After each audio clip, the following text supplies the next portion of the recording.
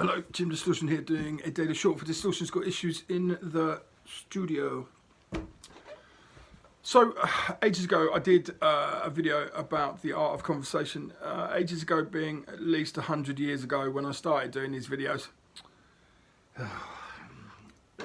Oh, it hasn't been 100 years, has it? But what it has been is it seems like an awfully long time because it's drawing a lot of my time and a lot of my attention. So conversation is important, and we've been talking about all kinds of different things about, the art of conversation, how to do it. Listening is more important in conversation than anything else. But what I wanted to talk to you today about conversation being a medium to rectify issues, rectify problems, rectify a situation where you have people who aren't communicating, which then leads to, I don't know, bad feeling, resentment, and then drawing back into themselves so they won't communicate. The longer you leave it between communication between two people, the harder it will be to communicate, especially if there's an issue. So say you owe somebody money and they've never mentioned it, they've never said anything, they do it, but you feel bad about it. So it's on your brain. They've probably forgotten, they don't, or they'll remember when you go and give them some money. But it's one of those things that if you'd have just kept messaging them, saying, hello, how's it going on? You talk about your normal life, see what's going on. That resentment wouldn't have built up in you. And it's not a resentment of that person, it's a resentment of the situation.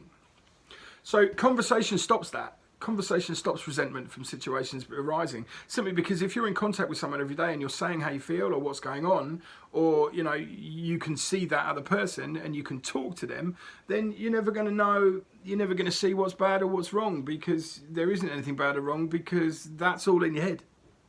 The guilt in a situation is what makes things bad. If you've fallen out with somebody and the longer you leave it to actually confront that, is the harder it's going to get to actually make it and build a bridge, I believe the phrase is. If you're in a situation where you don't have the ability to talk to somebody face to face, then you have every social media. I mean, like I said yesterday, everyone's got one of these. Mobile phone. Smartphone, yes. So if you've got a smartphone and you know this person's on Messenger or something and you've got an issue, just message them, hello, how are you? Because that one step will alleviate lots of guilt. Lots of things will become reality. If the person says to you, I want my money, or why did we fall out, or you're an asshole, at least you can then talk about it and open up channels of communication. You can then talk to each other and sort out a resolution. So, that could be the way the world should work, shouldn't it? So you've got situations in politics now all over the world where one person has one objective, another person has another objective, and those two people don't communicate because they don't like each other, they don't see eye to eye, nothing works, there is no way of them meeting in the middle, so they think.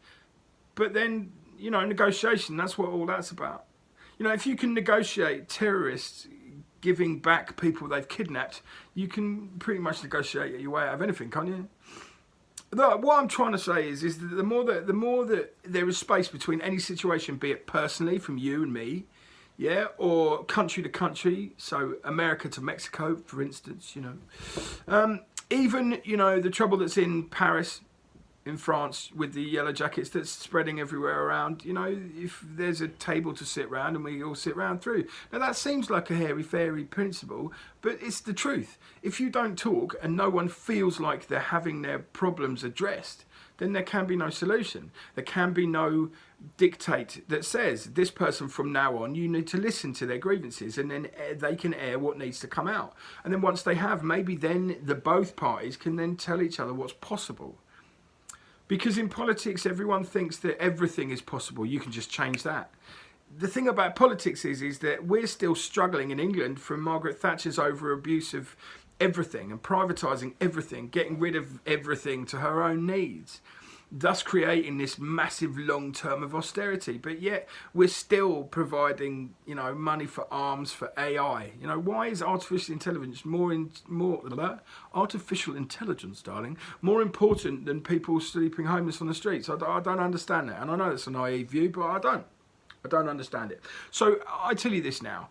If there was more communication and there was more ways for people with grievances to voice them, and people shouldn't be dismissed as well. What you might see as a stupid grievance may be really important to somebody, to the point where as long as they're not mentally ill, or they're not rational, then if you ignore that problem, then if one person has a problem, then many more people must have the same problem. It's the same as, as I'm talking to this camera now, there'll be lots of other people talking about their opinions to YouTube on their cameras too.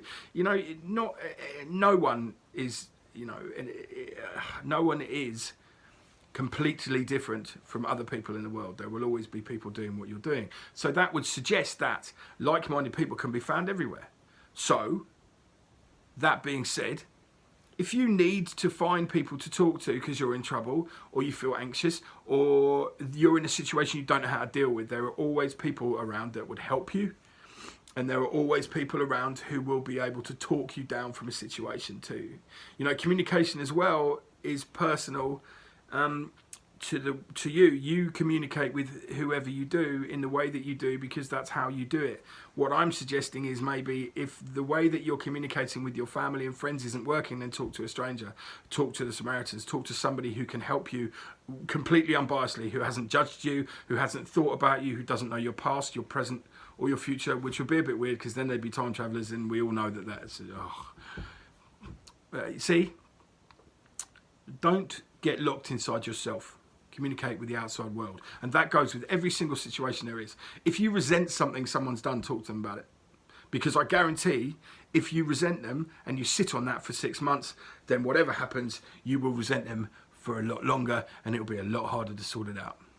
Communication, people, it's the way forward. Can you, with that? I'll put the link to the Samaritans website and the things in the description below as well. Is that all right? Thanks. See you tomorrow.